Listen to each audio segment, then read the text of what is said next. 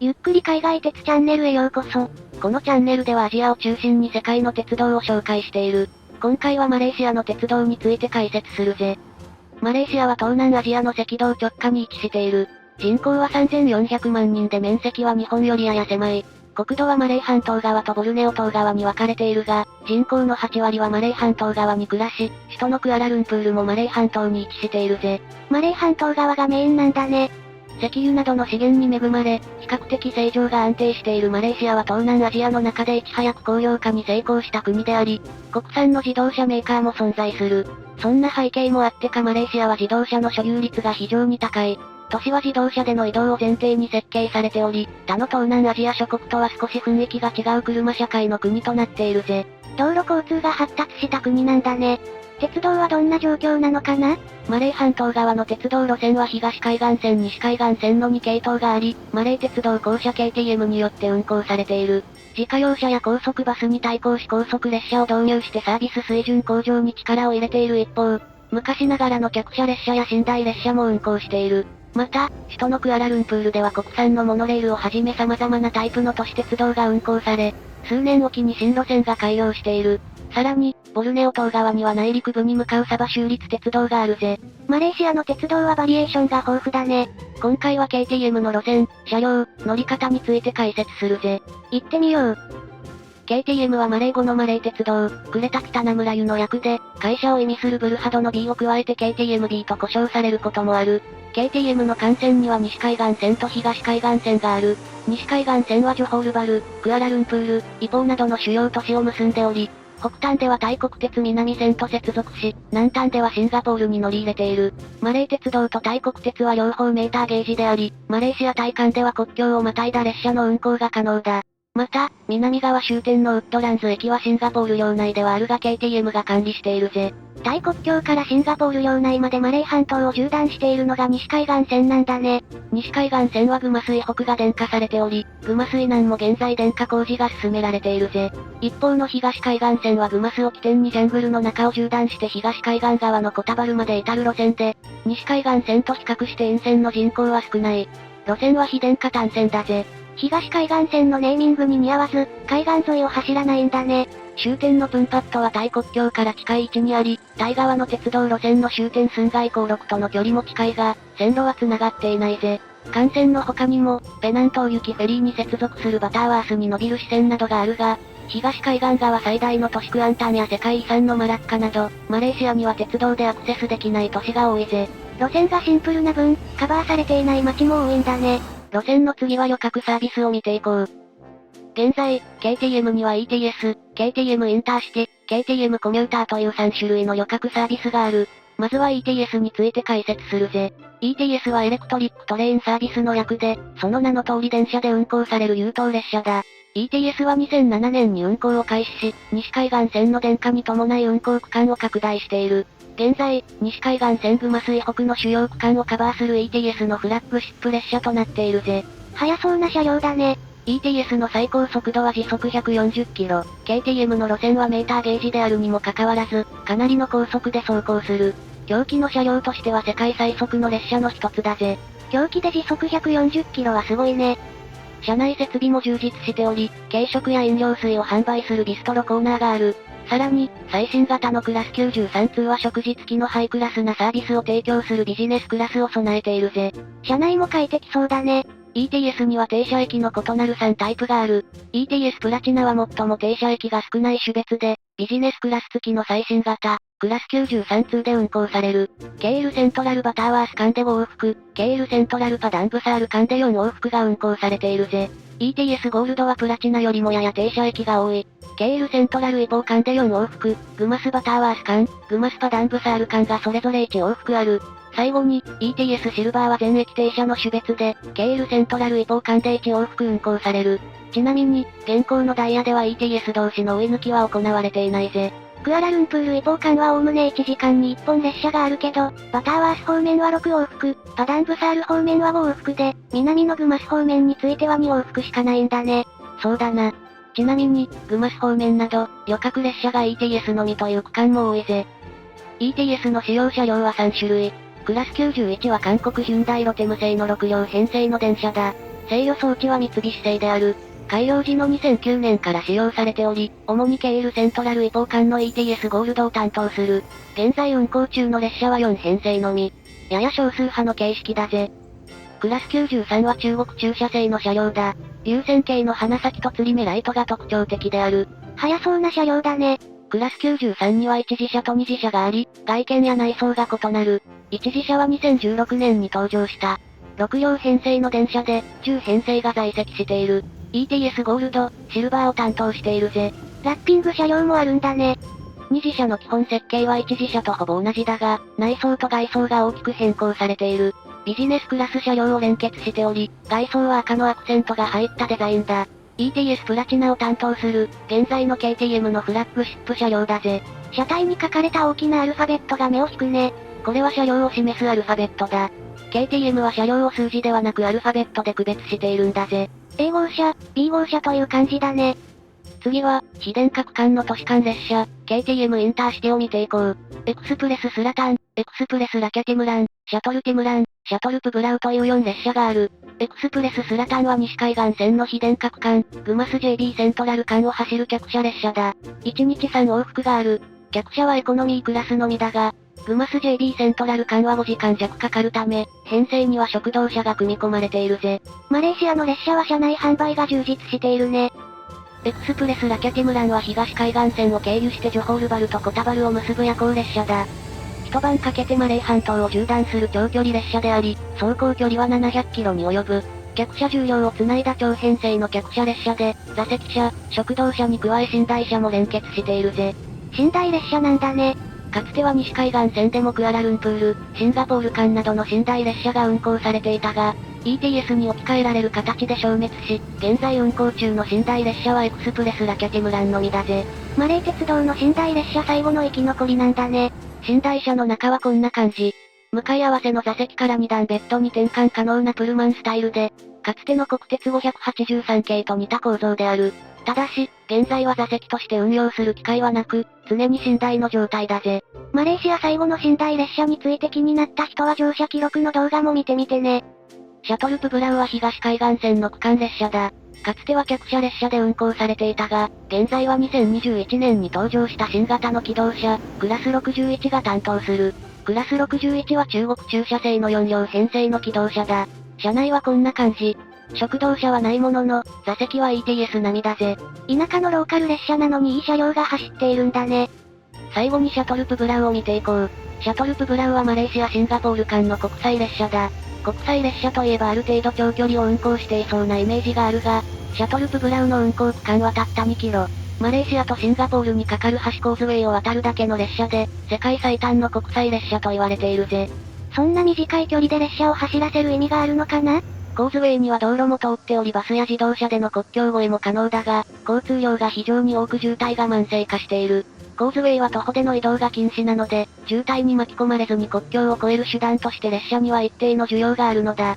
シャトルプブラウは客車4両をつなげたプッシュプル編成の客車列車で運行されるぜ。機関車を付け替えなくても折り返せるようになっているんだね。シャトルプブラウはおおむね1時間おきに運行されるが、満席になるほど人気があるぜ。定期列車以外にも、クアラルンプールとタイ南部の主要都市ハートヤイを結ぶ臨時夜行列車、マイサワディトレインが祭日などに運行される。また、バンコクからタイ国鉄南線、KTM 西海岸線を経由してシンガポールまで3泊4日で移動するクルーズトレイン、イースタンオリエンタルエクスプレスが時たま走っているぜ。豪華な列車だね。客車列車で使用される機関車と客車についても見ていこう。クラス26は KTM で最もパワーのある大型の電気式ディーゼル機関車だ。ブルータイガーの愛称がある。アドトランツジェネラルエレクトリック製で、1996年から2004年にかけて製造された。パキスタンやドイツにも同型機が導入されている。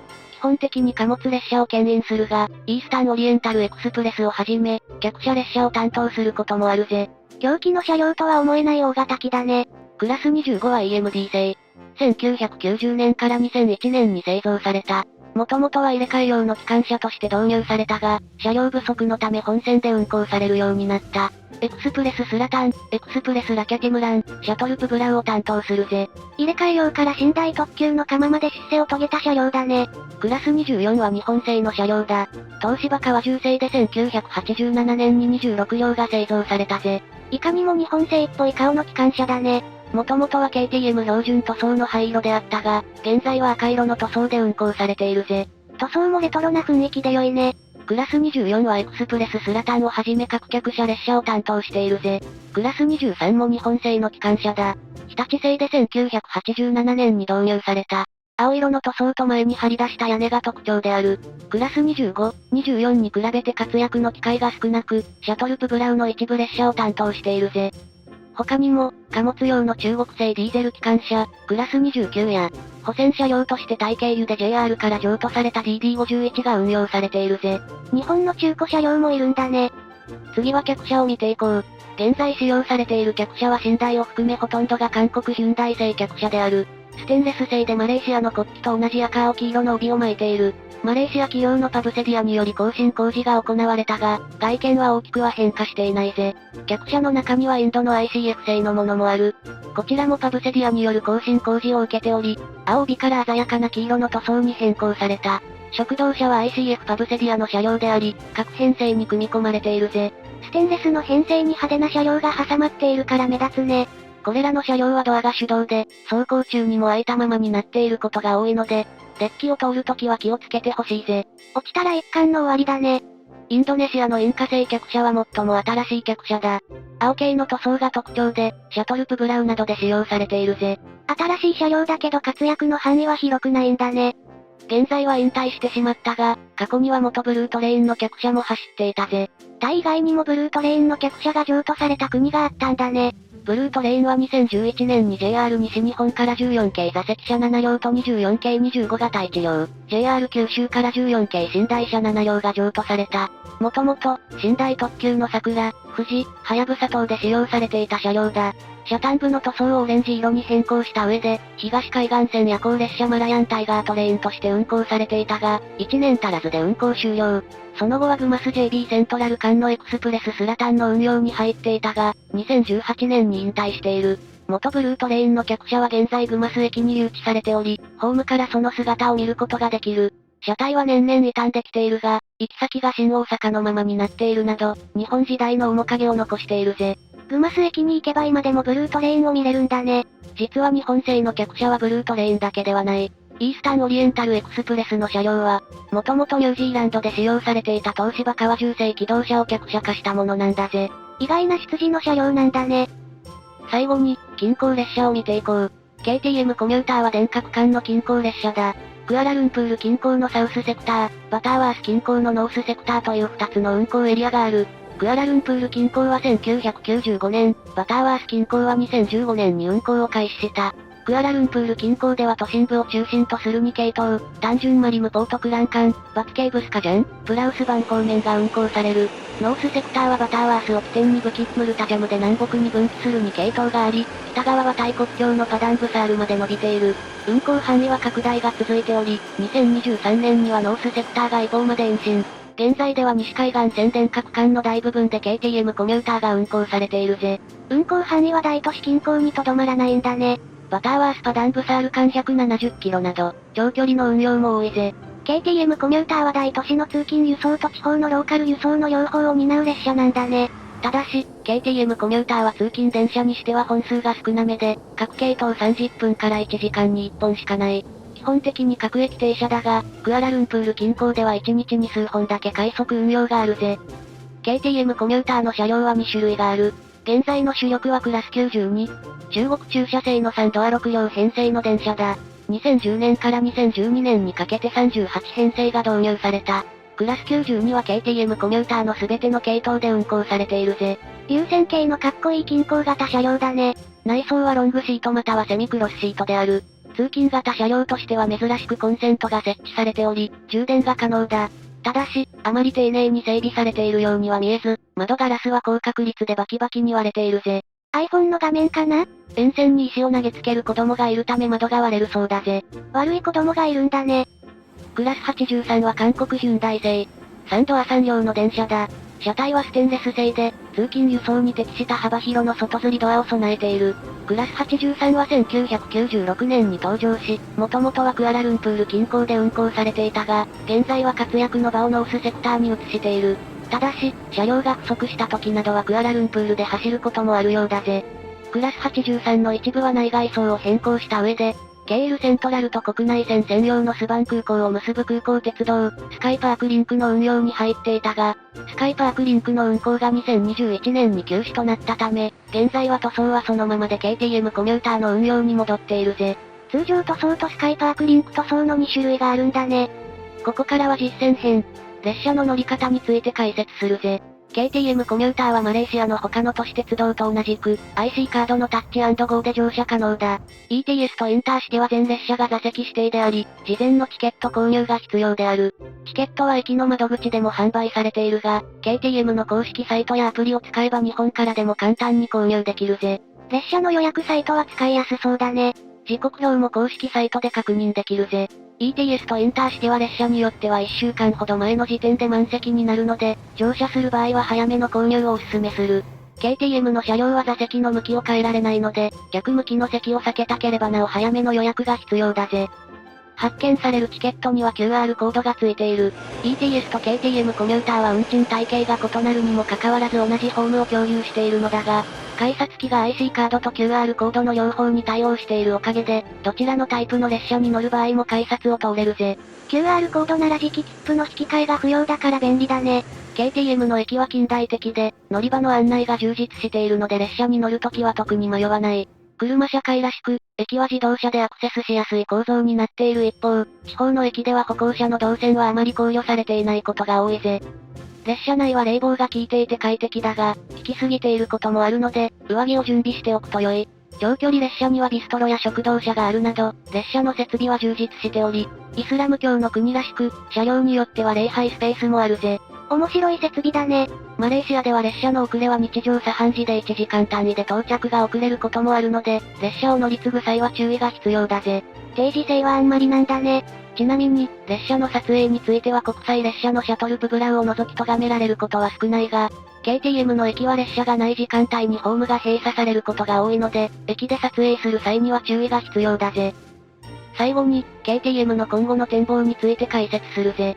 冒頭で言ったようにマレーシアは道路交通が発達した国であり、さらに長距離の都市間輸送では LCC が大きなシェアを占めている。バスや LCC に対抗すべくマレーシアの鉄道はさらなる高速化が求められており、路線の電化、ETS の運行範囲拡大が行われてきた。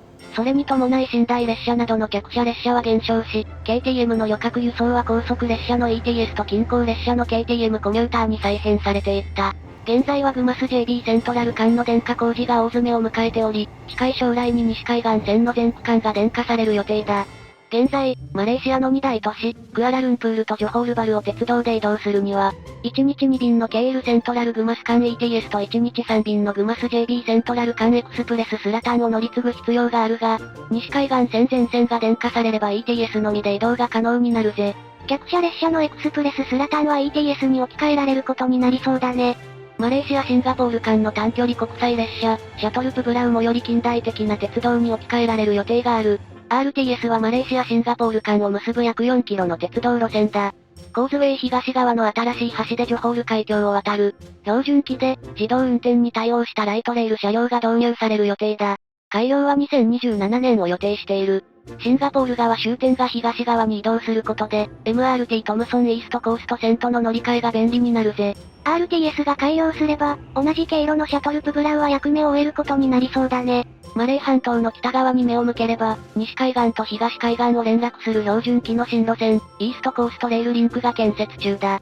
中国の支援のもと建設が行われており、中国製準高速車両が走る予定である。開業は2027年以降を予定しており、完成すればこれまで鉄道が通っていなかったクアンタンやクアラトレンガヌなどの東海岸の都市が首都とダイレクトに結ばれる。両海岸の港湾を結ぶことで新たな物流ルートを作る意味合いもあるようだ。さらに、建設は始まっていないが、クアラルンプールとシンガポールを標準機の高速鉄道で結ぶ計画もあるぜ。マレーシアの鉄道は急速に近代化が進んでいるんだね。昔ながらの客車列車に乗ってみたい人は早めの訪問をお勧めするぜ。今回の動画はここまで。次回はクアラルンプール首都圏の都市鉄道を紹介する予定だぜ。チャンネル登録をしてお待ちください。ご意見ご感想をお待ちしております。高評価とチャンネル登録もよろしくね。それでは、ご視聴ありがとうございました。